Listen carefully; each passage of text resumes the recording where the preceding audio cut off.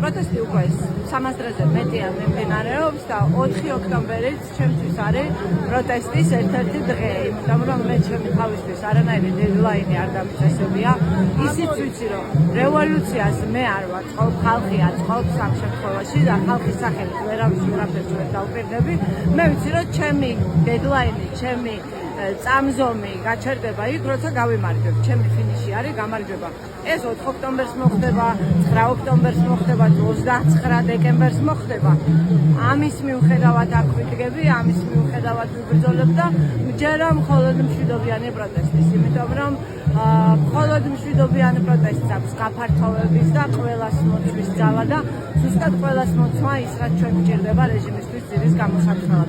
ამისთვის ძალიან მნიშვნელოვანია და გამოვიყენებ ამ შესაძლებლობასაც და ვიტყვი, რომ ძირი რომ გამოვუხარეს ჩვენ რეჟიმს, გვჭირდება რომ მისი დელეგიტიმაცია ადგილობრივ დონეზეც მოვახდინოთ.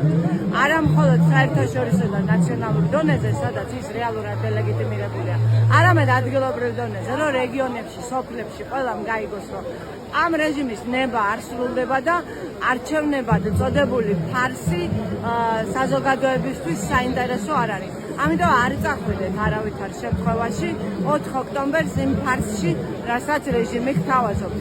ან გამოდით მშვიდობიანად რუსთაველზე, ან იყავით სახლში. უბრალოდ არ წახვიდეთ და არ გახდეთ რეჟიმის თანამძრახველი ხალხის მოტყუებაში.